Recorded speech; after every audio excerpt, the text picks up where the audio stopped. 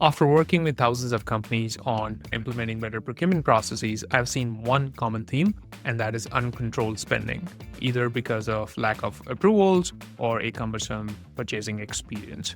If you are a owner or a CFO of a company looking to improve your spend controls or reduce costs, this video is for you because here I'm going to break down 3 strategies that you can implement today to bring your spend under control. And stick till the end where I'll share one simple tip to make sure that your procurement technology can be implemented in the most efficient way. So if you're joining me for the first time, welcome. My name is Sachin Sharma. I am the founder of Procure Desk, where we help growing companies control spend through automation of their procurement and AP processes. So let's jump right in. Strategy number 1, control unauthorized spending. So as the name states, right, if you do not have an approval process, of course, you're going to have uncontrolled spending because every department have their own way of buying. They probably don't have visibility into their budgets, or they don't even know they need to get approvals, right? So the first thing to do is set up an approval process. It could be a simple purchase request form. It could be a purchasing system like Procure Desk. The goal here is to give them the process on, hey, you need to get approvals before you make a purchase, and this is how to do it. It could be, simple, okay, anything less than $500, you don't need approval if you want to give them more autonomy on how they can spend the money, right? So all those are processes that you can implement, but start with at least having a documented process that your employees can follow.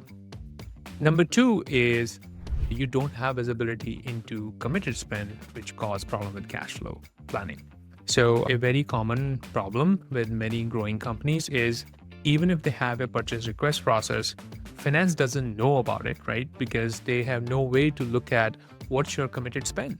So they can't look at that and plan your cash flow. And all of a sudden they have a surprise, invoice. And now you need to kind of go pay it now because it's a critical vendor. So all that can cause a lot of chaos in your cash flow planning. A simple fix for that is make sure you have purchase orders for your large purchase. So a purchase order allows you to have visibility into your committed spend because now you can go and look at one place and say, tell me all the purchase orders I have right now open so I know what's my cash flow requirement. And I can put in milestones in the purchase order so I can look at it and say, all right, I need to spend this money 6 months down the line or 9 months down the line because I've issued a purchase order, or I need that, the vendor is going to send me an invoice, let's say next month or whatever the case might be, right?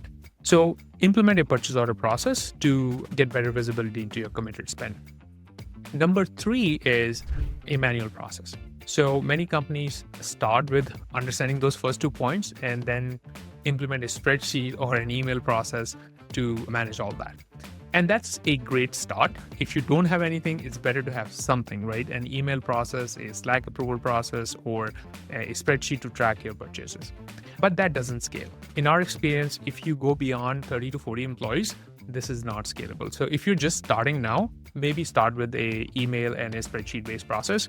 But beyond 50 employees, you should definitely look for automating the purchasing process, the approval process in a system and not in spreadsheets. Because that not only give you a consistent control, but it also improves the productivity of your employees. Now, spreadsheets have a cost. You probably are not thinking about it because you need somebody to manage that spreadsheet, right? So either it's all the employees managing it or one person managing it. And if you want to scale that, you need to have another headcount to do that. So it comes with a cost. It's not that spreadsheet is free. So those are the 3 areas. So definitely look for automating manual process.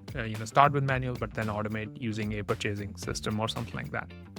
Now, regarding the bonus tip, which I said I will share at the end, and that is when companies think about implementing a procurement system, they don't think about the user experience, right? So for example, when I say procurement system, I'm referring in general sense, right? For me, an email and a spreadsheet is a procurement system because it gets you the outcome you're looking for.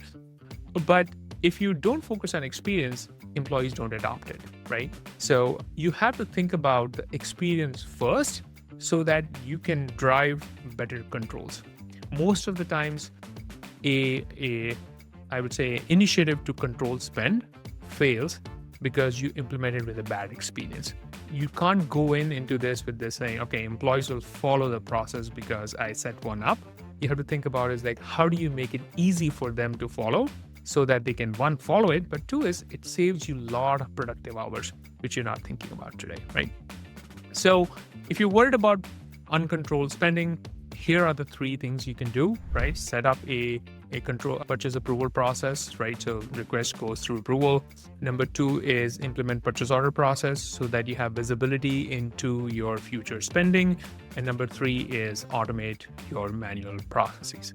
If you like this video, feel free to hit the subscribe button so we let you know when we release videos like that. Thank you for joining me today, and I will see you in the next video.